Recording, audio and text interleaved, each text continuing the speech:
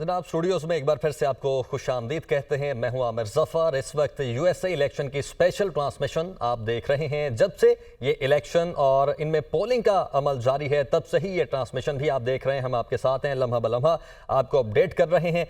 इस वक्त सबसे पहले आपको ये बताएं कि अमेरिका की 20 रियासतों में वोटिंग का वक्त खत्म हो चुका है। Webbing, Colorado, south Dakota, Nebraska और कैंसास में वोटिंग का वक्त खत्म हो चुका है। इसके साथ साथ ओक्लाहोमा, टेक्सास, मिसौरी, इलिनॉइस और टेनियस की रियासतों में भी वोटिंग का वक्त खत्म हो चुका है। 20 के करीब रियासतें ऐसी हैं जहां पर वोटिंग का वक्त इस वक्त खत्म हो चुका है। ये वो रियासतें हैं जिनमें सबसे पहले वोटिंग का वक्त शुरू हुआ था। वोटिंग का अमल अभी जारी है। जो लोग वहां पर पोलिंग बूथ्स में मौजूद होंगे वो लोग वोट कास्ट कर रहे होंगे, जबकि जो पोलिंग का अमल है वो जारी है और पोलिंग का वक्त खत्म हो चुका है। इसके साथ साथ दो रियासतें ऐसी हैं जहां पर वोटों की गिनती भी की जा रही है। केंटकी में ट्रंप 76,377 वोट लेकर आगे हैं और कैमला 32,132 वोट लेकर पीछे हैं। इंडियाना की बात की जाए तो वहां पर 2,07,228 वोट लेकर आगे हैं डोनाल्ड ट्रंप।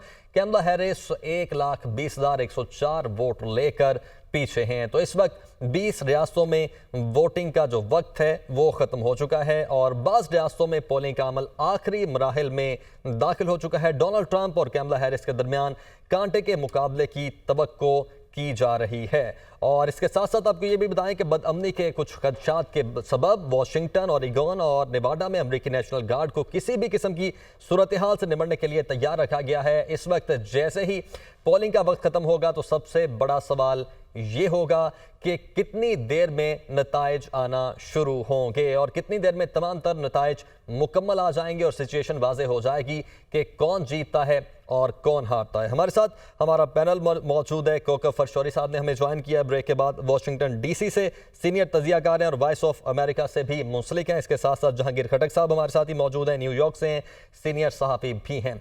सबसे पहले रुख कर लेते हैं कोकर फरशौरी साहब का। कोकर साहब बहुत शुक्रिया, आपने हमें ज्वाइन किया। सबसे पहले तो आप ये बताइए कि अभी तक जो इलेक्शन प्रोसेस चल रहा है या जो कैंपेन्स हुई कैमला हैरिस और डोनाल्ड ट्रंप की, इस सब को आपने किस तरह से विटनेस किया और इस सब को कैसे आप एनालाइज करेंगे?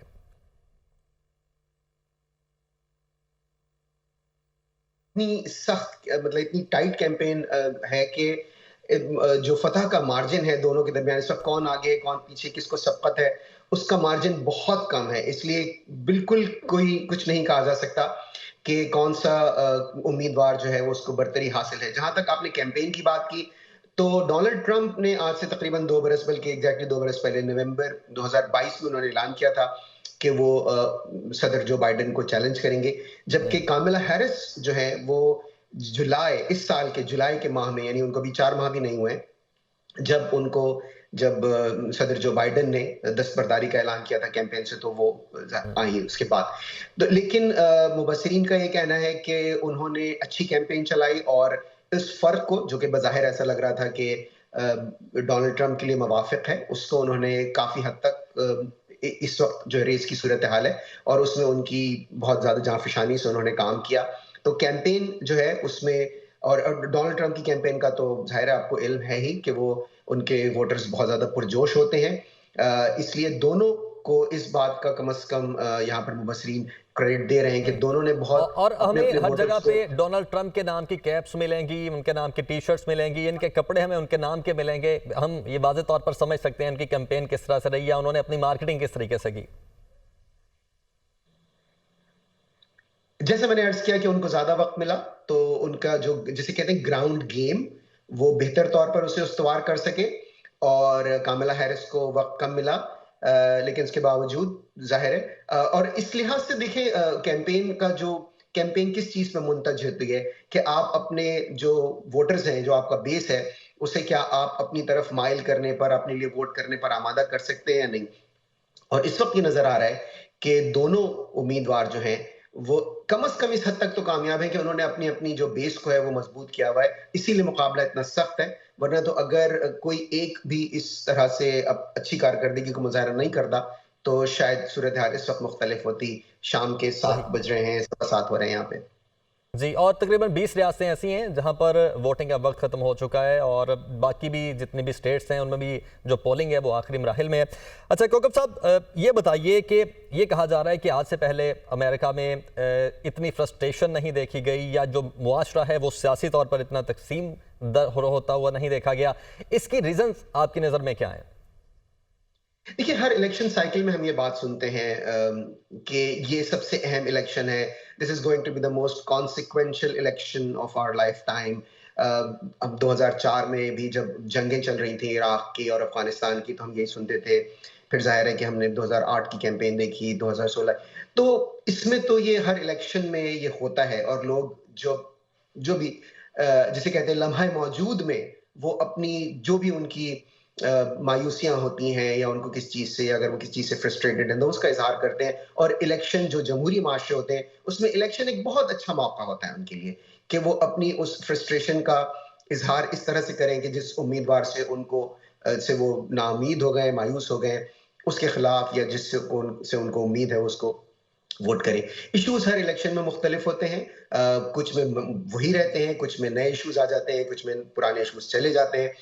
तो मईशत जो कि एक जिसे कह सकते हैं कांस्टेंट हम्म, इशू है, वो रहता है।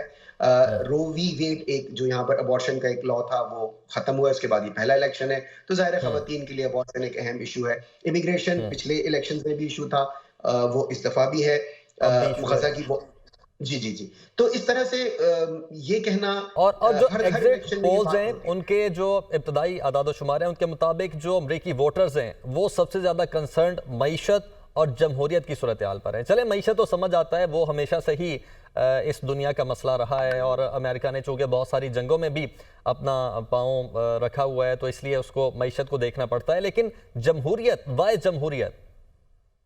असल में मैं समझ गया आप जिस पोल की तरफ इशारा कर रहे हैं। अभी मैंने भी वो पोल देखा है कि जो जी। एग्जिट पोल्स हो रहे हैं उसमें, बल्कि एक मरहला तो ऐसा था कि वो जो जमहूरियत वाला आप बता रहे हैं वो उससे भी ऊपर था। लेकिन जाहिर है ये तब्दील होता रहेगा जैसे जैसे एग्जिट पोल्स आते रहेंगे, जैसे जैसे लोग आते रहेंगे, क्योंकि वो बहुत छोटा सैंपल है।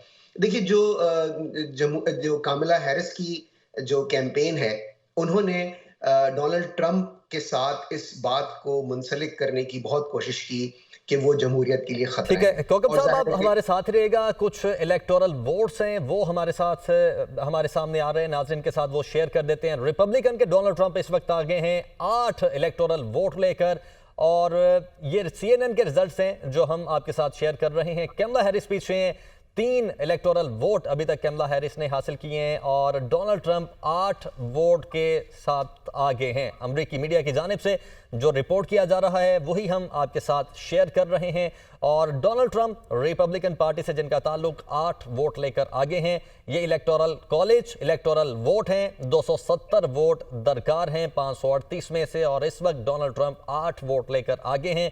और जो कमला हैरिस हैं उन्होंने अभी तक इलेक्टोरल कॉलेज के इलेक्टोरल जो वोट हैं वो 3 वोट हासिल किए हैं। बेसिकली तो जो फैसला है, जो डिसाइसिव वोट्स हैं वो इलेक्टोरल वोट हैं। इससे कोई फर्क नहीं पड़ता कि आपको कहां से या किस स्टेट से कितने वोट्स पड़े हैं। इलेक्टोरल जो वोट्स हैं उन्होंने फैसला करना है कि आप जीतते हैं या हारते हैं, व्हाइट हाउस में आप पहुंचते हैं या नहीं। तो इस वक्त डोनाल्ड ट्रंप 8 इलेक्टोरल वोट के साथ आगे हैं। कोकब फरशौरी साहब, इस वक्त जो हमारे सामने कुछ रिजल्ट्स आए हैं जो अमेरिकन मीडिया शेयर कर रहा है वो मैंने अपने नाजरीन के साथ भी शेयर किए हैं, आपके सामने भी हैं। 8 इलेक्टोरल वोट लेकर इस वक्त ट्रंप आगे हमें दिखाई दे रहे हैं और कमला हैरिस 3 वोट्स के साथ अभी हमें पीछे दिखाई दे रही हैं। कैसे देखते हैं आप इसे? देखिए, ये सिलसिला भी चंद घंटों तक चलेगा कि जो सॉलिड रिपब्लिकन स्टेट, जैसे कि आपने जो 8 की केंटकी है और जो कि रिवायती तौर पर रिपब्लिकन्स के लिए वो वोट करती है, और जो कामिला हैरिस ने वर्मोंट जीते जो कि जाहिर है रिवायती तौर पर वो डेमोक्रेटिक। तो अभी कुछ देर तक तो ये सिलसिला चलेगा कि वो रियासतें जिसमें कोई इब्हाम नहीं है, देयर इज नो एम्बिग्विटी कि उसमें रिपब्लिकन्स को फतह मिलेगी या डेमोक्रेट्स को मिलेगी, जहां पर बात आकर बहुत ज्यादा मुहतात रवैया अख्तियार करना होगा चैनल्स को भी जो कि इनको कॉल कर रहे हैं, वो स्टेट्स होंगी जो कि स्विंग स्टेट्स हैं और जहां पर दोनों में से जो कि किसी भी तरफ जा सकती है। तो हम्म। इसलिए अभी कम वोटों की गिनती के बावजूद भी फिर उसमें वो लोग अब एक कैलकुलेटेड गेस वो उसमें इस्तेमाल करते हैं अपना, कि अब जितने वोट्स रह गए हैं वो किन इलाकों से आने हैं। उन इलाकों में अगर वो प्रीसिंक्ट्स या वो काउंटीज जहां पर किसी एक पार्टी को ज्यादा सबकत हासिल है, तो वो उसी तरफ जाएंगे, तो वो सेफली वो कह देते हैं कि जी हम सेफली इसको कॉल कर रहे हैं इस पार्टी के लिए, उस पार्टी के लिए। तो इसमें अभी तक तो कोई ताज्जुब अंगेज बात नहीं है कि केंटकी जो है वो डोनाल्ड ट्रंप के लिए चली गई है। तो लेकिन हाँ, असल सही। जो बात आपने जैसे अभी खुद इस चीज की तरफ इशारा किया कि जी। असल जो बात होगी वो ये कि इलेक्टोरल वोट्स किसको ज्यादा मिलते हैं eight the end of the day, और उन रियासतों हम्म। से जो स्विंग स्टेट्स हैं जो किसी भी तरफ जा सकती हैं। सही। जहांगीर खटक साहब, आपकी जानिब आऊंगा। यही क्वेश्चन जो मैंने अभी कोकफ अशौरी साहब के साथ किया कि इस वक्त जो एग्जिट पोल्स हैं उनके मुताबिक अमेरिकन जो पॉपुलेशन है, जो अमेरिका के लोग हैं, उनके लिए सब बड़े इश्यूज दो हैं। मईशत जो कि हमेशा से रहा है, और साथ में जमहूरियत। आपकी नज़र में वाई डेमोक्रेसी, क्योंकि जमहूरियत का अलंबरदार समझा जाता है पूरी दुनिया में अमेरिका को, तो जो वहाँ के लोग हैं वही क्यों समझ रहे हैं कि ये उनका सबसे बड़ा इशू है इस वक्त? क्योंकि लोगों को 2020 नहीं भूला। हम्म। 2020 में एक इलेक्शन के रिजल्ट्स आने के बाद एक तातुल खड़ा हो गया था, एक मसला बन गया था जब डोनाल्ड ट्रंप ने इलेक्शन के रिजल्ट्स मानने से इनकार कर दिया था। तो बिल्कुल ये है, लेकिन मेरा ख्याल है कि डेमोक्रेसी बिल्कुल एक बहुत बड़ा सवाल है। लेकिन जो इश्यूज है वो तो बहुत सारे हैं, जिनमें के जाहिर है इकोनॉमी है, और फिर बॉर्डर सिक्योरिटी है, इमिग्रेशन है, फॉरेन पॉलिसी है, क्राइम है, काफ़ी सारे हैं। लेकिन ये वो स्टेज थी कि जब ये लोग अपना बयानिया बेच रहे थे, और वो कितना बिका है अभी आपको रिजल्ट्स नज़र आ रहे हैं। और मेरा ये ख्याल है कि ये बात ठीक है कि जो ट्रेडिशनली डेमोक्रेटिक लीनिंग स्टेट्स हैं वहाँ से वैसे ही रिजल्ट आने की उम्मीद है। जहाँ पर फर्क पड़ने वाला है, मेरा ख्याल है कि वो इंडिपेंडेंट वोटर्स जो हैं, जिन्होंने अपने आप को इंडिपेंडेंट रजिस्टर किया हुआ है, उनके किरदार आज बहुत ज़्यादा इम्पोर्टेंट होगा। और इस वक्त जो प्रोजेक्शंस आ रही हैं वो ये हैं कि जो मेजॉरिटी ऑफ द इंडिपेंडेंट्स हैं, और ये CNN और दूसरे जो मेन स्ट्रीम चैनल्स हैं उनकी तरफ से बात आ रही है, जो उनके एग्जिट पोल्स हैं वो कह रहे हैं कि जी ये इंडिपेंडेंट्स की मेजॉरिटी जो है वो ट्रंप की जानिब जा रही है। जो रिजल्ट्स आ रहे हम्म। हैं ये कोई हैरानकुन नहीं है, क्योंकि अभी तो बिल्कुल 430 सीटें हाउस ऑफ रिप्रेजेंटेटिव्स की, 34 जी। सीटें सेनेट की हैं। एक रिजल्ट नहीं आया। हाउस ऑफ रिप्रेजेंटेटिव्स के जो रिजल्ट्स आए हैं वो कहाँ से आए हैं? इंडियाना से आए हैं, केंटकी से आए हैं, और फ्लोरिडा से आए हैं। फ्लोरिडा जी। में इस वक्त अभी तक रिपब्लिकन जो है वो 8 सीटें जीत चुके हैं, जबकि डेमोक्रेट्स 2। और बिल्कुल वर्मोंट से जो है कैमला हैरिस जीत गई। इसी तरह जो वॉशिंगटन पोस्ट है उसने तो 19 जो कॉलेज के जो इलेक्टोरल कॉलेज के जो वोट्स हैं वो हम्म। ट्रंप के पलड़े में डाल दिए। तो हम्म। उनका ये ख्याल है कि इंडियाना और केंटकी ट्रंप जीत जाएंगे, क्योंकि उनकी लीड अच्छी खासी है, हम्म। प्लस ये ट्रेडिशनली वहां से जीतते चले आ रहे हैं। मेरा ख्याल है अच्छा, कि ये जहांगीर जो खटक साहब, अभी ट्रेडिशनल वोट आप है वो चूंकि जाएगा, पोल्स की बात कर लेकिन रहे जो थे, तो जो स्विंग करेगा CNN वो की भी आपने बात की। इंडिपेंडेंट वोट है, वो स्विंग करेगा। जी। CNN की आप बात कर रहे थे, और जो पोल्स की बात कर रहे थे, तो CNN के ठीक है, मैं जहांगीर साहब आपकी जानिब दोबारा आता हूं। कुछ और रिजल्ट्स हैं जो हमारे सामने आ रहे हैं, हम अपने नाज़रीन के साथ शेयर कर देते हैं। डोनाल्ड ट्रंप इस वक्त 19 इलेक्टोरल वोट लेकर आगे हैं, और कैमला हैरिस के अभी तक 3 ही इलेक्टोरल वोट हैं, और 270 वोट चाहिए हैं किसी भी उम्मीदवार को जीतने के लिए। रिपब्लिकन के उम्मीदवार डोनाल्ड ट्रंप इस वक्त 19 इलेक्टोरल वोट लेकर आगे दिखाई दे रहे हैं, और जो कैमला हैरिस हैं उनके अभी तक इलेक्टोरल वोटों की तादाद 3 ही है। ये अमेरिकी मीडिया की जानिब से जो रिपोर्ट किया जा रहा है वही हम अपने नाजरीन के साथ शेयर कर रहे हैं। डोनाल्ड ट्रंप इस वक्त आगे हैं 19 वोट लेकर। इलेक्टोरल वोट हैं ये, जो कि 270 दरकार हैं। जहांगीर खट्टर साहब, आपके साथ बात चूंकि हो रही थी, आप CNN के पोल्स की बात कर रहे थे, तो मैं इसमें एडअप ये करना चाह रहा था कि जो CNN ने अपने आखिरी पोल्स किए थे पोलिंग से पहले, उनके मुताबिक जो डोनाल्ड ट्रंप थे उनकी जो पॉपुलैरिटी थी वो 47% थी, और जो कैमला हैरिस थी उनका जो विनिंग रेशो थी वो 48% थी। लेकिन अभी कुछ जो रिजल्ट्स हैं वो थोड़े जो स्टार्ट हुए हैं वो थोड़े डिफरेंट हैं। देखिए, मेरा ख्याल ये है कि इस वक्त हमें किसी नतीजे पर नहीं पहुंचना चाहिए। बड़े अर्ली हम्म। रिजल्ट्स हैं, बहुत ज़्यादा रिजल्ट्स आना बाकी हैं। आप जिन चीज़ों पर नज़र रखेंगे वो ये कि इलेक्शन से पहले क्या प्रोजेक्शंस थी, और इस वक्त मैं जब आपसे बात कर रहा हूँ मेरी स्क्रीन पर दो जो नंबर्स हैं नज़र आ रहे हैं। जी। एक है how popular is Joe Biden, तो जवाब उसका है डिसअप्रूव 56.3% एंड हम्म। अप्रूव 38.5%। अब जो बाइडेन के साथ वाइस प्रेसिडेंट कौन है? कैमला हैरिस हैं। कैमला क्या हैरिस। वो इस सियासी बोझ से अपने आप को बचा पाएंगी? क्योंकि मैंने आपको पहले भी अर्ज किया कि देखिए, इलेक्शन में क्या होता है, इलेक्शन में बयानिया बेचा जाता है, प्रोग्राम बेचा जाता है, आइडियाज बेचे जाते हैं। अगर हम्म। वो लोगों को कम्युनिकेट हो जाए, लोगों की समझ में आ जाए, चाहे वो बहुत ही कमजोर आइडिया क्यों ना हो। देखिए 2000 का इलेक्शन जॉर्ज डब्ल्यू बुश ने किस बात पे जीता था? वो एक आइडिया लेकर आया था। आइडिया क्या था उसका? उसका आइडिया ये था कि जी मैं सोशल सिक्योरिटी को प्राइवेटाइज करूंगा। क्यों हम्म। प्राइवेटाइज करूंगा? उसकी वजह ये कि उस वक्त जो रिसर्च हुई थी, उससे पता लगा था कि जी 2030 तक जो अमेरिका का सोशल सिक्योरिटी का निजाम है, ये इंसॉल्वेंट हो जाएगा। इसका हम्म। क्या मतलब है? मतलब यह है कि जितना पैसा सोशल सिक्योरिटी सिस्टम से रिटायरीज को मिल रहा है, उससे कम पैसा टैक्स की सूरत में सोशल सिक्योरिटी के निजाम में आएगा। तो उस वक्त जॉर्ज डब्ल्यू बुश ने कहा मैं इसको प्राइवेटाइज कर दूंगा। तो इससे ये जो है खुद ही पैसा भी कमाएगा और जो हमारा डेफिशिएंसी या डेफिसिट आएगा वो इसको वो भी पुर पूरा कर होगा। देगा। एक आइडिया हम्म। था, लेकिन उसे वो पूरा नहीं किया कभी। कहने का मेरा मकसद, लेकिन वो कम्युनिकेट कर पाया। यही एक मसला है। अगर डोनाल्ड ट्रंप जो है वो इसमें कामयाब हो गए, जैसा मैंने पहले अर्ज किया कि उन्होंने अभी तक अपना प्रोग्राम नहीं बताया है कि मैं किस तरीके से गजा में जंग खत्म करूंगा, लबनान में जंग खत्म करूंगा, यूक्रेन में जंग खत्म करूंगा। लेकिन एक बयानिया है, वो कहते हैं तीसरी दुनिया में तीसरी जंग अजीम शुरू होने वाली है और इसकी वजह जो बाइडेन और कैमला हैरिस है। ये बस ये पॉलिसीज बयानिया है। बिक गया। क्यों? सही। क्यों? उसकी वजह यह है कि जो वहां से तस्वीर आ रही हैं, every picture, every footage is working against Kamala Harris and Joe Biden. तो जो इसलिए बाइडेन। उनके लिए यहाँ पर एक मसला बन गया है। जो कैंपस पे प्रोटेस्ट हो रही थी, जो नौजवान निकले हुए थे, कि आपका क्या ख्याल है, वो कैमला हैरिस को वोट देंगे जिनके हम्म। स्कूल ईयर जाया हो गए, जिन्होंने हम्म। सिर्फ ये कहा था कि जी आप इसराइल को असलहा ना दें। उनका हम्म। उनके सिर्फ इस बयानी के ऊपर उनका कैरियर दांव पे लग गया। आपका क्या ख्याल है, वो कैमला हैरिस को वोट देंगे? इसलिए नेवर मैं एवर। कह रहा हूं कि जो इंडिपेंडेंट वोटर है, इंडिपेंडेंट वोटर, ये डेमोक्रेट और रिपब्लिकन सिर्फ दो सूरतों में इस फैसला करेंगे, हाई टर्नआउट की सूरत में। हम्म। अदरवाइज ये फैसला इंडिपेंडेंट वोटर्स करेंगे। इसीलिए यहाँ पर बैटल ग्राउंड स्टेट्स और स्विंग स्टेट्स का कॉन्सेप्ट है। उसकी वजह यह है कि यहाँ पर जो फैसला होता है वो स्विंग वोटर करता है, इंडिपेंडेंट वोटर करता है, वो किसी का नहीं है। वो आइडिया का है या सोच का है। जिसने उसको अच्छा कम्युनिकेट किया, जिसने अच्छा प्रोग्राम दिया, जो ज्यादा कन्विंसिंग रहा, वो वोट ले गया, दे दिया सही। उसने वोट उस कैंडिडेट सही। को। अच्छा। और यही हो रहा है। ठीक। ओके फरशोरी साहब, आप भी जो जहांगीर खट्टर साहब बात कर रहे हैं इससे इत्तेफाक करते हैं कि जैसे वो कह रहे हैं कि जो डोनाल्ड ट्रंप है वो अपना बयानिया बेचने में ज़्यादा सक्सेसफुल रहे हैं, या आपकी राय इससे डिफरेंट है?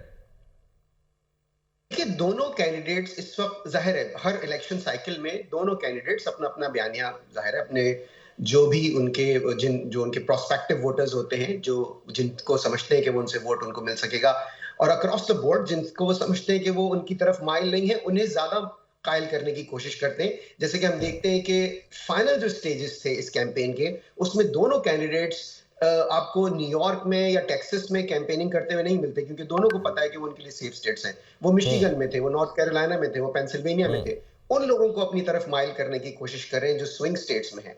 तो दोनों अपने अपना जो है वो बयानिया बेचने की कोशिश कर रहे हैं। कौन ज्यादा कामयाब रहा, इसका जाहिर है हतमी तौर पर फैसला उसी वक्त होगा जब हमारे पास पूरे जो तादाद है वोटों की वो आ जाएगी और ये हम्म। पता चल जाएगा कि किस उम्मीद। और इसमें तो देखिए कोई बट जो सीक्रेट नहीं है। आपने एज ए जर्नलिस्ट जो लोगों के सेंटिमेंट्स को एनालाइज किया, वो आपकी नज़र में क्या है?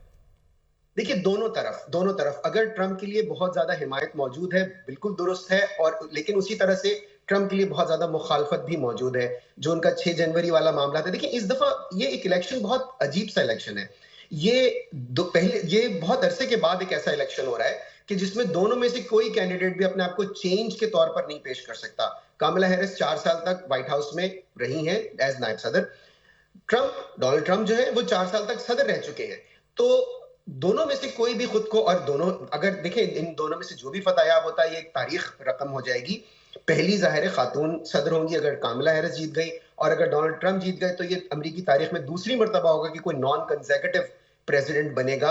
इससे 100 बरस पहले इससे भी ज्यादा हो गए कि एक क्लीवलैंड थे एक सदर, वो आए थे। वरना उमूमी तौर पर ये होता है कि कोई सदर जब पहला अपनी टर्म अगर हार जाता है तो फिर वो हिम्मत छोड़ देता है, जैसे कि हम हालिया तारीख में देखते हैं जॉर्ज H.W. बुश थे या जिमी कार्टर थे, उन्होंने दोबारा सदारती दौड़ में आने की हिम्मत नहीं की। तो ये भी ट्रंप के ज़ाहिर है हक में जाती है। लोगों जो उनको लोग पसंद करते हैं, उन्हें लगता है कि उनमें एक रेजिलियंस है, he had the capacity to get up after falling down. तो ये चीज जाहिर है उनकी। अगेन कंक्लूसिवली हतमी तौर पर ये कहना कि दोनों में से कौन ज्यादा कामयाब रहा अपना नैरेटिव लोगों तक पहुंचाने में, इसका तायुन ये बात करेगी कि कौन ये इलेक्शन ठीक, और जीतता ये है। कब अज वक्त है, थोड़ी देर में सिचुएशन हो सकता है क्लियर हो जाए। अच्छा जहांगीर खटक साहब, अभी जो एक खदशा जाहिर किया जा रहा था बदअमनी का, और उसके सबब ओरेगॉन और नेवाडा में जो अमेरिकी नेशनल गार्ड हैं उनको भी किसी भी किस्म की नागहानी सूरत हाल से निपटने के लिए तैयार रहने के लिए कहा गया है। व्हाट डू यू थिंक, आपकी नज़र में क्यों ये बदअमनी का खदशा है? क्या ये उस सिचुएशन में है कि अगर कहीं डोनाल्ड ट्रंप नहीं जीत पाते तो वो अपनी शिकस्त को तस्लीम नहीं करेंगे? बिल्कुल बिल्कुल, ये खदशात मेरा ख्याल है कि मिसप्लेस भी नहीं है, क्योंकि डोनाल्ड ट्रंप इस बात का गाहे बागाहे इजहार कर चुके हैं कि अगर वो मुतमईन ना हुए, यानी अगर इंतखाबात के नताइज उनके इत्मीनान के मुताबिक ना आए, तो वो फिर उनको नहीं मानेंगे। और अगर वो नहीं मानेंगे तो डोनाल्ड ट्रंप के जो फॉलोअर्स हैं उनमें हर किस्म के लोग हैं, जिनमें एक्सट्रीमिस्ट भी हैं। बिल्कुल ये वायलेंस का खतरा है। एक चीज जिसको मैं पॉइंट आउट करना चाहता हूँ वो ये कि देखिए, हमेशा के लिए इंतखाबात में आप देखें, यानी आप कैमला हैरिस और ट्रंप की कैंपेन को अगर देखें ना, तो एक चीज देखें कि इन्होंने कैंपेन्स पे पैसा कितना लगाया और कितना पैसा रेस किया। इसको देखा जाता है कि यार इनको कितना। तो अपेरेंटली कैमला हैरिस ने तो बहुत ज्यादा पैसा जमा किया, मोर देन 1.5 बिलियन डॉलर्स।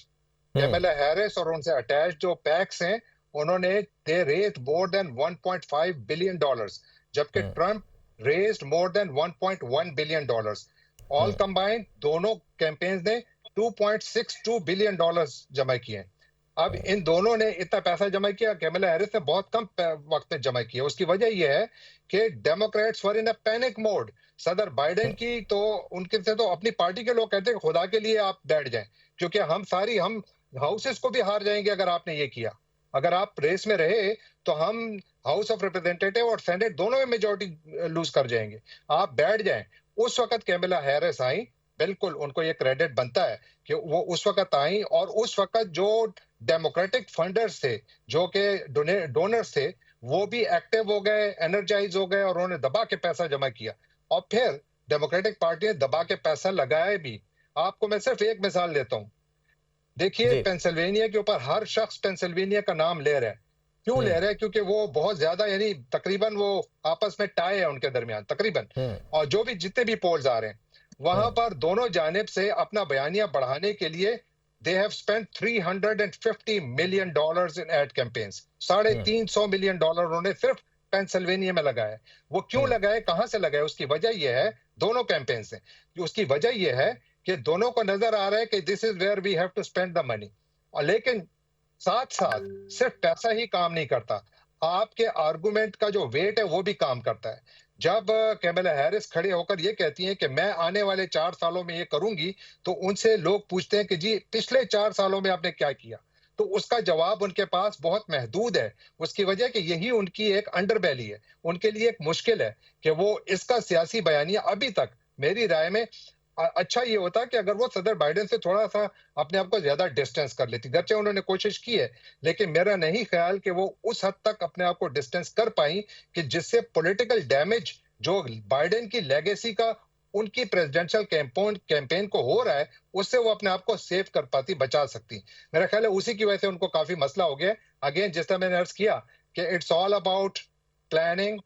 आपके जो आउटलुक है इंटरनेशनल, आपकी जो विजन है, आप जो कह रहे हैं, एक कह रहे हैं मैं जंग को खत्म करूंगा, दूसरा कह रहे हैं मैं जंग में और असला झोंकूंगा।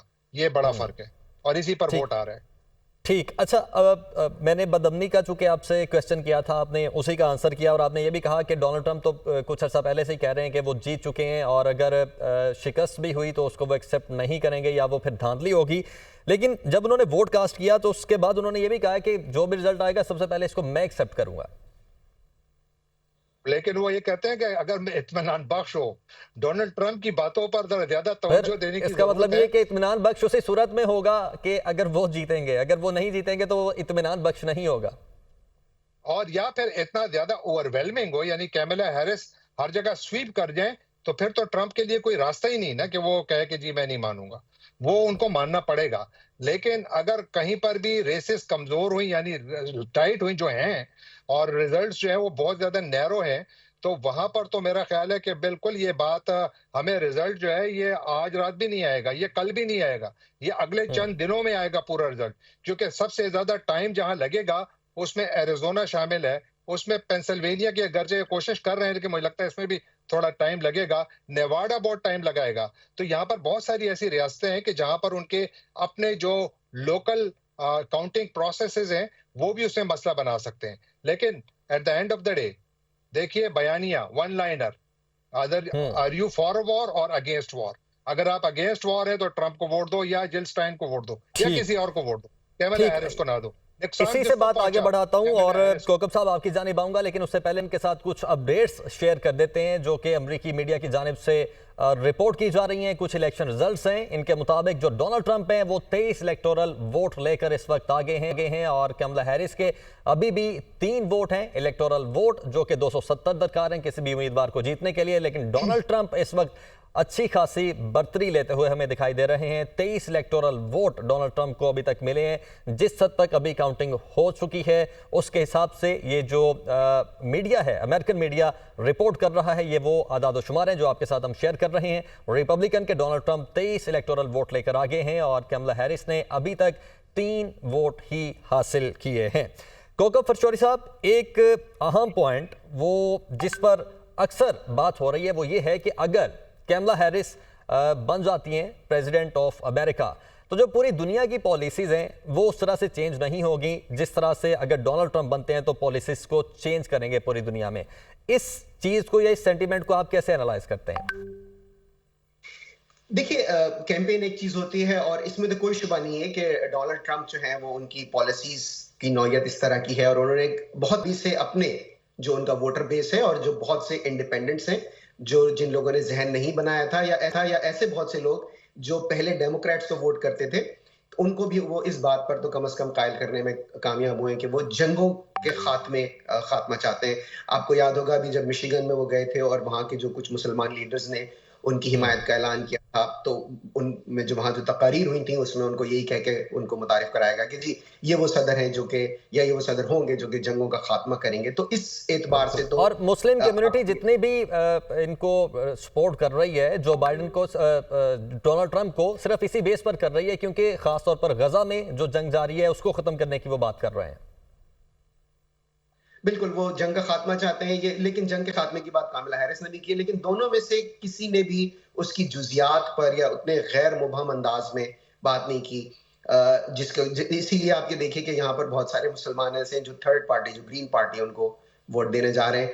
तो इसलिए अगर हम उस पहलू पर बात करें तो जाहिर है कि वो दोनों में से किसी के लिए भी कोई उस तरह से नहीं है कि बहुत डिसाइड। और फिर मुस्लिम वोट जाहिर है उसकी अहमियत मिशिगन की हद तक, लेकिन वो भी बहुत मिनिस्क्यूल है क्योंकि जो यहाँ पर मतलब 2-3% वोट जो है, हाँ अगर इलेक्शन बहुत ज्यादा टाइट हो गया, बिल्कुल रेजर थिन मार्जिन आ गया कि अगर जैसे कि 2000 का इलेक्शन 536 वोटों से जो है वो फ्लोरिडा में उनको कामयाबी मिल गई, तो अगर हम उस तरह से चले जाएं तो फिर तो एक एक वोट की अहमियत है। लेकिन अगर इलेक्शन थोड़ा सा भी इस तरह से हुआ कि किसी एक उम्मीदवार को कोई फैसला कुन या वाज़ेह हासिल होगी, तो फिर जो मुसलमानों का वोट है जाहिर है उसकी उस तरह से कोई फैसला कुन उसका किरदार नहीं होगा। ठीक।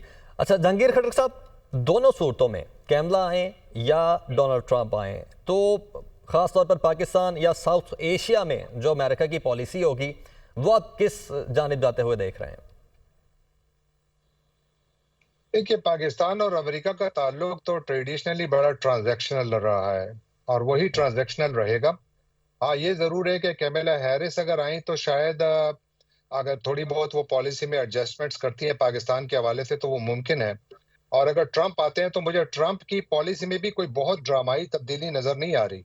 हाँ, ये जरूर है कि वो जो बाइडेन से जरूर मुख्तलिफ होगी, क्योंकि जो बाइडेन की जो इस वक्त पॉलिसी है उसके बारे में तो यहाँ पर उनके अपनी पार्टी के लोग कह रहे हैं कि पॉलिसी है ही नहीं। तो हम्म। इसलिए मुझे लगता है कि शायद थोड़ी-सी चेंजेज़ आएँ, लेकिन कोई बड़ी ड्रामाई चेंज मुझे नज़र नहीं आ रही, क्योंकि अमरीकी पॉलिसी जब बनती है तो वो सिर्फ़ सदर नहीं बनाता, उनके साथ एक पूरी नेशनल सिक्योरिटी एस्टेब्लिशमेंट होती है। और पाकिस्तान और अमेरिका का जो ताल्लुक है, उसको अगर आप देखें तो उसमें भी दोनों जानिब की एस्टेब्लिशमेंट बहुत ज़्यादा अहम किरदार अदा करती हैं। तो इसलिए उसमें एडजस्टमेंट ज़रूर आएँगी। अगर आएँगी तो मेरा ख़्याल है ट्रंप ज़्यादा लाएँगे अमेरिका की पॉलिसी पाकिस्तान के हवाले से निस्बतन कैमला हैरिस के। तो एक ट्वीट भी किया था ट्रंप ने कि अगर आप एंटी एस्टेब्लिशमेंट है तो मुझे वोट दें, तो फिर ये कैसे एडअप होगा सारा? देखिए, ट्रंप जो है उसको कहते हैं कि he is a political Maverick. वो हम्म। बहुत ज़्यादा वो खुदसर इंसान है। जब अफ़गानिस्तान से अमरीकी फ़ौजों को निकालने की बात हो रही थी, तो उनसे ये कहा जा रहा था कि आप अफ़गानिस्तान में 2,500 फ़ौजी छोड़ दें। ये जो बगराम एयरबेस है इसको खाली ना करें। ट्रंप ने कहा एक भी नहीं रहेगा, सब निकालूँगा, और उसने सबको निकाला। लिहाज़ा वहाँ पर जो उनकी एस्टेब्लिशमेंट थी वो उन पर प्रिवेल नहीं कर पाई, बल्कि उन्होंने तो जनरल्स को फायर किया था। लिहाज़ा वो इस हवाले से अपना जो स्ट्रॉन्ग आर्म टैक्टिक है, वो अपनी एस्टेब्लिशमेंट के हवाले से एक ख़ास पूरे में ज़्यादा नहीं, लेकिन एक ख़ास हद तक ज़रूर कर सकते हैं। तो मुझे लगता है कि वो कहीं न कहीं एडजस्टमेंट तो करेंगे, लेकिन ये है कि शायद वो कैमला हैरिस की निस्बत ज़्यादा इंडिपेंडेंटली अपना डिसीजन ले सकें। हम्म। और पाकिस्तान में जो एक पॉलिटिकल पार्टी है जो समझती है कि अगर डोनाल्ड ट्रंप आते हैं तो उनके हक में बेहतर होगा, ये सेंटीमेंट क्या है, कैसे शुरू हुआ और इस सेंटीमेंट को आप कैसे एनालाइज करते हैं? देखिए, ये बिल्कुल ये सवाल हर जगह उठाया जा रहा है कि जी अगर ये ट्रंप आ गए तो बिल्कुल, सब सब क्योंकि सब अगर लोग आप कहते हैं पाकिस्तान इमरान में खान बैठे दोबारा हुए देंगे। अमेरिकन इंतखाबात पर बात कर रहे हैं तो पाकिस्तान की जो ग्राउंड रियलिटी है उसको देखते हुए लाजमी है, ये सवाल के बगैर ये ट्रांसमिशन पूरी हो ही नहीं सकती। बिल्कुल। और इस सवाल का जवाब मैं बिल्कुल सिंपल से ये दूँगा कि ट्रंप मुझे लगता है कि पाकिस्तान के हवाले से पॉलिसी को बदलेंगे। वो पाकिस्तान के ऊपर ह्यूमन राइट्स के हवाले से प्रेशर बढ़ाएँगे। और एक चीज़ और ध्यान में रखिए, अगर ट्रंप नहीं भी आते, कैमला हैरिस भी आती हैं, तो मुझे फिर भी तब्दीली नज़र आ रही है। ज़्यादा ना हो, थोड़ी हो, लेकिन होगी ज़रूर। क्यों? देखिए, इस वक़्त जो अभी 62 मेंबर्स ऑफ कांग्रेस का जो लेटर का वो अभी मंज़र-ए-आम पर आया, हम्म। प्रेसिडेंट बाइडेन के ऑफिस भी पहुँच गया है वो। किसने लिखा था वो? All of them were Democrats. अभी एक और हम्म। तहरीक चल रही है जिसमें रिपब्लिकन और डेमोक्रेट दोनों मिलकर एक और लेटर लिख रहे हैं। और साथ इससे पहले जो रेज़ोल्यूशन आया था हाउस ऑफ रिप्रेजेंटेटिव्स में, जिसमें कि 368 members of Congress out of 430 उन्होंने इसके हक में वोट दिया, जबकि सिर्फ 7 ने उसकी मुखालफत में वोट दिया। हाँ, अलबत्ता ये ज़रूर है, ये बड़ी दिलचस्प बात है कि वो 7 तकरीबन सारे ही रिपब्लिकन थे जिन्होंने इसकी मुखालफत में वोट दिया था। तो हम्म। ये एक ट्रिकी सिचुएशन है, लेकिन चूंकि ट्रंप को जिस किस्म तो की सपोर्ट यहीं यहाँ पे पर भी एक पूरे क्वेश्चन बनता है पाकिस्तानी कि कम्युनिटी इतनी से मिल ट्रिकी रही है। सिचुएशन होने के बावजूद, यहीं पर भी सवाल यही बनता है कि इतनी ट्रिकी सिचुएशन होने के बावजूद फिर ये जमात क्यों इस तरह के सेंटीमेंट को समझती है कि ये हो पाएगा, उनके हक में हो पाएगा? उसकी वजह यह है कि ट्रंप कह रहे हैं कि मैं तो लोगों के लिए खड़ा हूँगा, मैं ह्यूमन राइट्स के लिए खड़ा हूँगा। और पाकिस्तान में अगर ह्यूमन राइट्स के हवाले से उनको बहुत ज़्यादा लोगों ने अप्रोच भी किया है। मुझे लगता ये है कि वो बिल्कुल इसके ऊपर इसी वजह से करेंगे कि उन्होंने यहाँ पर भी अपने लोगों को जवाब देना है। और दूसरा, वो दुनिया में अपने लिए एक ऐसी मिसाल वो देखें, अपने आप को वो as a candidate of peace present कर रहे हैं। सिर्फ हम्म। मिडल ईस्ट के लिए या यूरोप के लिए नहीं, पूरी दुनिया के लिए। और जहां पर भी कोई मसला आएगा तो वो कहेंगे जी मैंने यहाँ पर देखिए जंग खत्म कराई। ये जो उनकी कैंपेन है उसमें देखिए आप बार बार वो अगर बाइडेन इंतजामिया पर क्रिटिसिज्म करते रहे तो कहते हैं इनका विड्रॉल बड़ा पुअर था, ये इनमें लीडरशिप क्वालिटीज नहीं है, मैं अगर लीडर होता तो ये ना होता, यहाँ पर ये हम्म। लीडर ये हरकतें ना कर सकता। क्यों? उसकी वजह ये है कि he knows how to flex his muscles, और ठीक। वो मसल्स को इस्तेमाल करेंगे, चाहे वो पाकिस्तान के केस में हो या दुनिया के किसी भी। हाँ, ये ज़रूर है कि किस हद तक करेंगे, ये किस बड़ा हद तक सवाल है करेंगे? ठीक है, जिसका यही जवाब पॉइंट सिर्फ कोकब साहब की ट्रंप ही को जानिब भी पता है। लेकर चलता हूं। कोकब फरशोरी साहब, आप इसी एंगल को कैसे एनालाइज करेंगे? देखिए, पाकिस्तान की सूरत हाल या पाकिस्तान की कोई एक सियासी जमात अमेरिका में जो भी सियासी तब्दीलियां रूनुमा होने जा रही हैं या स्टेटस को बरकरार रहेगा, उसके बारे में पाकिस्तान की कोई सियासी जमात या उसके चंद रहनुमा क्या सोचते हैं, ये तो ज़ाहिर है आप बेहतर बता सकते हैं, आप लोग पाकिस्तान में हैं, मैं यहाँ से कुछ नहीं कह सकता। जी। एक बात जो जिसे नहीं, हम वो तो मैंने उमूमी तौर बताया पर कि ये इस तरह का सेंटिमेंट पाया जा रहा है, बट चूंकि आप लोग वहां पर मौजूद हैं तो इसलिए ये जानना चाह रहा हूं कि क्या कुछ ऐसा वहां पर हो रहा है जिसकी वजह से यहां पर लोग ये समझते हैं। देखिए, बतौर सहाफ़ी मैं तो उस पे बात कर सकता हूँ जो मैं देख रहा हूँ या जो मैं सुन जी। रहा हूँ या जो मेरा मुशाहिदा है या मुताला है या जो लोगों से बात हुई है। बैनुस्सुतूर पढ़ने की मैं सलाहियत से तो मैं आ रही हूँ कि कौन देखिए, एक बात तो है कि अगर जो भी 2 ममालिक के दरमियान मतलब ट्रंप बहैसियत शख्स या ट्रंप या कामिला हैरिस बहैसियत सदर अमेरिका, उनकी तरजीहात उनके मुल्की और उनके कौमी मफादात होते हैं और कौमी मफादात को हमेशा वो लोग मद्देनजर रखकर ज़ाहिर है फैसले करते हैं। पाकिस्तान और अमेरिका के जो ताल्लुकात की नौइयत हमें पता है, वो किसी और पहलू से ज़्यादा उसकी दिफाई जो मामला है वो सर-ए-फ़हरिस्त होता है। आने वाले दिनों में क्या सूरत-ए-हाल होती है, खित्ते की क्या सूरत-ए-हाल होती है, अगर दोनों में से जो भी उम्मीदवार जीत के आता है, उस वक़्त तक मशरिक़-उल-वस्ता में क्या रहता है, अफ़गानिस्तान में क्या कोई तब्दीली रहनुमा होती है। ईरान का मामला है, जो कि बिल्कुल पाकिस्तान ज़ाहिर है नेक्स्ट डोर है। चाइना एक बहुत अहम इश्यू है और हमारे यहाँ जिन एनालिस्ट से बात होती है, वो ये कहते हैं कि अब अमेरिका ने पाकिस्तान को इंडिया के लेंस से या चाइना के लेंस से या अफ़गानिस्तान के लेंस से वो नहीं देखते। लेकिन ज़ाहिर है हमें पता है, तारीख़ी तौर पर अगर हम देखें, तो 90 की दिहाई में पाकिस्तान पर जो है वो शदीद किस्म के अमेरिका की सैंक्शंस वगैरह सब थी, लेकिन फिर 9/11 हुआ और फिर हम देखते हैं कि एवरीथिंग वाज़ हॉन्की डोरी। तो इसलिए पाकिस्तान और अमेरिका के जो ताल्लुकात हैं, उसको मतलब पार्टी या किसी एक रहनुमा या किसी एक इश्यू पर मौकूफ नहीं किया जा सकता। उसमें ज़ाहिर है अगेन जिस तरह से मैंने कहा कि दोनों में से जो भी मुंतखब होगा, वो ये देखेगा कि उनके नेशनल इंटरेस्ट में क्या है, उनके अपने इंटरेस्ट में क्या है और जैसा कि खटक साहब फरमा रहे थे कि ये फैसला बिल्कुल ऐसा नहीं होता कि उनकी अपनी सवाबदीद पे तो ज़ाहिर सवाबदीद तो सदर की होती है, the buck stops with the president, लेकिन उनको बहुत ज़्यादा मशावरत हासिल होती है अपने स्टेट डिपार्टमेंट की, अपने नेशनल सिक्योरिटी एडवाइजर की, अपने पेंटागन की, सब चीज़ों की, उसकी मशावरत के बाद ही वो किसी नतीजे पर पहुँचते हैं कि वो किसी भी नौइयत को कोई फैसला कर सकें। अच्छा, क्या आपने इस चीज़ को ऑब्जर्व किया कि जो पाकिस्तानी यहाँ पर मौजूद हैं, वो उनका रुझान किस तरफ है ज़्यादा? क्या वो ट्रंप को ज़्यादा वोट देने में रखते हैं अपना जो नज़रिया है, या फिर कमला हैरिस को?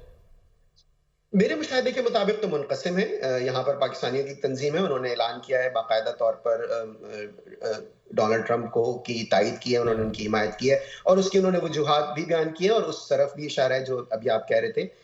जो हम बात कर रहे हैं। लेकिन जी? जो हम बात कर रहे हैं उसी जानिब जी, ही, जी, जी। उसी वजह से। लेकिन मेरी बहुत से पाकिस्तानियों से बात हुई है और वो बिल्कुल उन्होंने कामला हैरिस को वोट देने का इंदिया दिया और वो कहते हैं कि वो कामला हैरिस को वोट देंगे। मुझे ऐसे पाकिस्तानी भी मिले जो ग्रीन पार्टी को भी वोट देना चाहते हैं। तो इसलिए हम ये बिल्कुल पाकिस्तानी जो एक तो वोटिंग ब्लॉक बहुत बड़ा है नहीं, and it's not a monolithic block कि हम कहें कि जी they will all be lock stock and barrel with one party और द अदर। वो दोनों तरफ है, मुनक़सिम है और जो कि होता है उमूमी तौर पर अमेरिका में लोग बहुत इंडिपेंडेंट माइंडेड होते हैं, वो अपने अपने हिसाब से फैसला करते हैं। सही। और जहांगीर साहब, आपने क्या एक एनालाइज नुकता किया, किस तरफ ज़्यादा टिल्ट है? जो पाकिस्तानी यहाँ पर मौजूद हैं, वो किसे ज़्यादा वोट देने में अपना नज़रिया रखते हैं? आप मुझसे पूछ रहे हैं कि जी कौकब जी साहब जी जी, से? जहांगीर खटक साहब आपसे पूछ रहा हूँ। अच्छा, अच्छा, ठीक है। मैं फिर उसके बाद मुझे थोड़ा इजाज़त भी दीजिएगा। मैं जी एक जी जी, प्लीज़। देखिए, पाकिस्तानियों का जो वोट है, वो बिल्कुल जिस तरह कौकब साहब ने बिल्कुल ठीक कहा कि मुनक़सिम है। मेरा नहीं बिल्कुल, और ये भी ठीक है कि वो मुनक़सिम 2 कैंडिडेट्स के दरमियान नहीं है, शायद 3 के दरमियान है। यानी doctor Jill Stein, Donald Trump and Kamala Harris, इन तीनों के दरमियान मुनक़सिम है। मुझे लगता ये है कि ये वोट शायद इवनली स्प्लिट हो जाए, ये बाद में पता लगेगा, लेकिन हमारे यहाँ तो कम्युनिटी ऑर्गेनाइजेशंस इस लेवल पे काम नहीं करती कि हमारे वोट की इतनी एनालिसिस करें। लेकिन एक चीज जिसका मैं दोबारा, जो हम लोग जिस कन्वर्सेशन कर रहे थे कि अमेरिका की पॉलिसी तब्दीली क्या कर सकता है अमेरिका।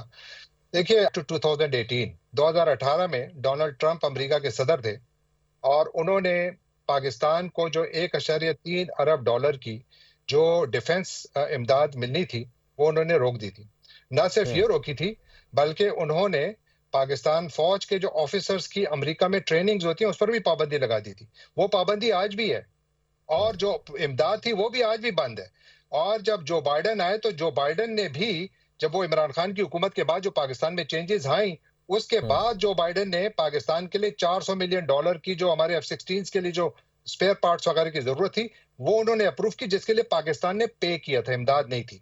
तो कहने का मेरा मकसद ये है कि जो रियासतें हैं eight the end of the day वो अपने मफादात को देखती हैं। उनके मफाद में अगर ये है कि उनको यहाँ पर, यानी अगर एक लीडर है वो कहते हैं मुझे यहाँ पर पैसा भी मिलेगा, वोट भी मिलेगा और साथ हमारी दुनिया में भी वाहवाही होगी, तो मैं इस पॉलिसी को अपनाऊंगा। इस वक्त डोनाल्ड ट्रंप के ऊपर और कैमला हैरिस दोनों के ऊपर मेरे हिसाब से काफी ज्यादा पाकिस्तानी कम्युनिटी तकसीम भी है और साथ दोनों तरफ से काम भी हो रहा है कि अगर ये आए तो इनको भी हम कन्विंस करेंगे कि आप पाकिस्तान में जो इस वक्त चल रहा है इसको रोकने के लिए या इसको ठीक करने के लिए या इसको इम्प्रूव करने के लिए, जो भी अल्फाज आप इस्तेमाल करें, उसके लिए आप कोई किरदार अदा करें या ना करें, दोनों तरफ से। यानी वो भी है जो इसके हक में है और वो भी है जो कहते हैं कि no, there should be no interference. तो ये दो जो पैरेलल ट्रैक्स हैं वो चल रहे हैं। लेकिन मुझे लगता है कि जो डोमिनेंट है वो वही हैं जो कहते हैं कि अमेरिका को चाहिए कि पाकिस्तान को सिर्फ याद दहानी कराए कि इंटरनेशनल लॉ के तहत इनकी कुछ जिम्मेदारियां पड़ती हैं, उनको पूरा करे। मुझे लगता है कि वो बिल्कुल पाकिस्तानी वोटर्स हैं जो कि इन्फ्लुएंस्ड हैं, बल्कि इस हद तक भी हैं कि जो मैं खुद कॉकस साहब भी आई एम श्योर कि मिले होंगे, मैं ऐसे पाकिस्तानी डेमोक्रेटिक वोटर्स से मिला हूं जो कि डेमोक्रेटिक पार्टी के रजिस्टर्ड वोटर्स थे। They did not join GOP, even though कुछ ऐसे भी हैं जो जीओपी में भी गए, लेकिन ऐसे थे जो इंडिपेंडेंट हो गए कि नहीं, हम Democratic Party is not no longer our party. तो कहने का मेरा मकसद ये है कि लोगों की सियासी वाबस्तगी बदल गई है।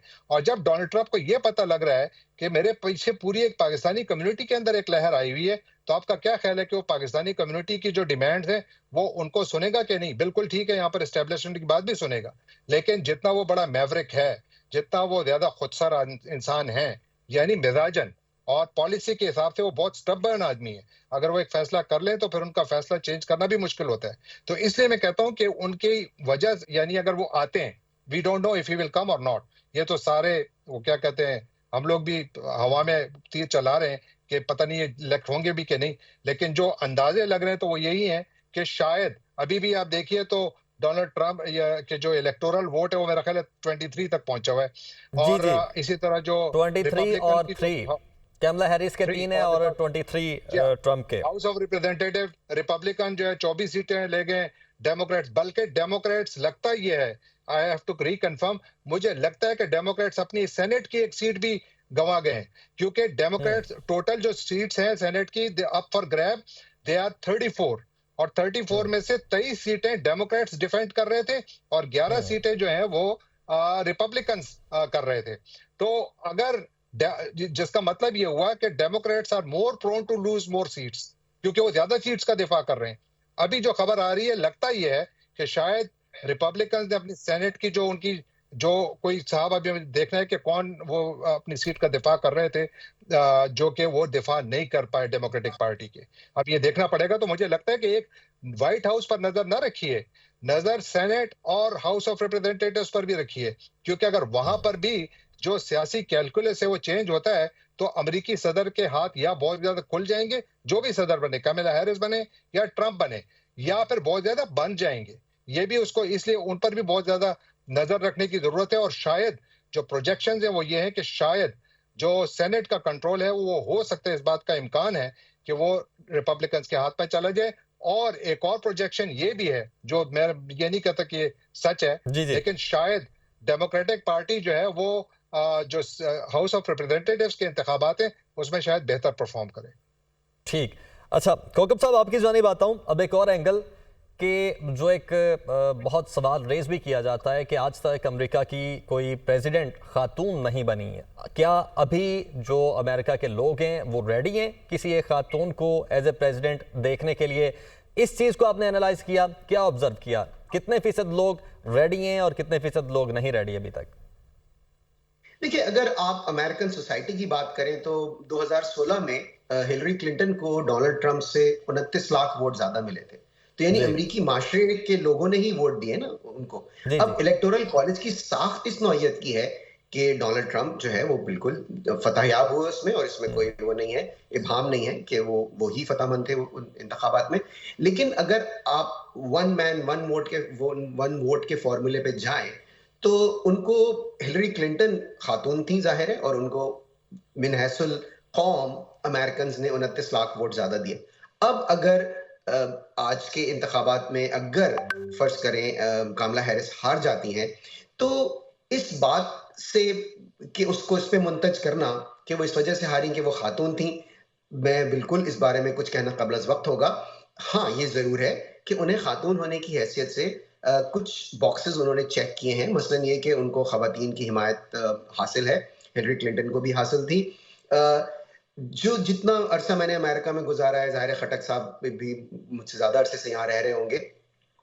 बहैसियत कौम मुझे अमेरिकन्स में कोई चीज़ नज़र नहीं आई कि जिससे वो लगे कि उन्हें कोई इख्तिलाज है, वो कुछ इज्तनाब करते हैं किसी खातून की लीडरशिप से। मेरा मुशाहिदा तो इस तरह का नहीं है, और जैसा मैंने कहा, हमारे साथ कोकब साहब एक जर्नलिस्ट मौजूद थे कुछ देर पहले। उनकी ये थी, जो उनकी ऑब्जर्वेशन थी वो ये थी कि अभी भी बहुत सारी पॉपुलेशन, खासतौर पर कंट्री साइड पर ऐसे बहुत सारे लोग मौजूद हैं जो कि अमेरिका का प्रेसिडेंट किसी खातून को नहीं देखना चाहते। देखिए, मैं ये हरगिज़ नहीं कह रहा कि अमेरिका में एक शख्स भी ऐसा नहीं है 35 करोड़ की आबादी में जो ये नहीं चाहता। होंगे, बिल्कुल होंगे, बहुत से लोग होंगे। आपने बात की मजबूरी, उमूमी तौर जी जी, पर, तो मजबूरी तौर जी, तो अगर उमूमी तौर पर हम ब्रॉडर पे। देखें तो मुझे ऐसे, हाँ, बिल्कुल ऐसे यकीनन लोग होंगे। लेकिन क्या ऐसे लोग अक्सरियत में, अगर ऐसे लोग अक्सरियत में और वो वोट भी डालते हैं, तो फिर उन लोगों ने अक्सरियत में हिलरी क्लिंटन के लिए वोट किया था। तो इसलिए मैं अपने मुशाहिदे की बुनियाद पे बात कर रहा हूँ कि मेरा मुशाहिदा ये नहीं है। हाँ, ऐसे मैं हरगिज़ ये नहीं कह रहा कि ऐसा अमेरिका में 1 या 2 या हो सकता है लाखों की तादाद में ऐसे लोग हों, जो किसी खातून को अभी सदर ना देखना चाहते हों, ऐसे लोग भी होंगे। लेकिन मैं, अगर आप ये पूछें कि is America ready for a woman president, मेरा मुशाहिदा क्या है? तो मुझे इसके बरखिलाफ कोई ऐसी चीज़ नज़र नहीं आई कि लोग मुजतनिब हैं, लोग रिलक्टेंट हैं किसी खातून की लीडरशिप को एक्सेप्ट करने में। ये मेरा मुशाहिदा है। ठीक। और जहांगीर खटक साहब, आपका इस पर क्या मुशाहिदा, आपकी ऑब्जर्वेशन क्या है इसी एंगल पे? बिल्कुल, मैं कोकब साहब के साथ एग्री करता हूँ कि देखिए, अमेरिका में बेशक एक माइनॉरिटी तो ऐसी है जो कि इसके खिलाफ भी है, लेकिन इन अ डेमोक्रेसी ज़ाहिर है कि मेजॉरिटी डिसीजन ही प्रिवेल करता है। तो अगर ये सवाल किया जाए कि अमेरिका खातून सदर के लिए है कि नहीं है, तो जो मेजॉरिटी है मुझे लगता है कि वो बिल्कुल इसके लिए शायद कहें कि तैयार है। लेकिन अगर आप ये कहें कि जी उनका चांस ही नहीं बनता, तो मेरा ख्याल है खातून सदर का चांस भी बनता है, और अमेरिका लार्जली तैयार भी है। ये ठीक है, इख्तलाफी जगह होंगी, पॉकेट्स होंगी जहाँ पर इख्तलाफ होगा, लेकिन जनरली अमेरिका में मुझे नहीं लगता कि ऐसा मसला है। सबसे बड़ा मसला जो है वो ये है कि एक लीडर कितना मजबूत है।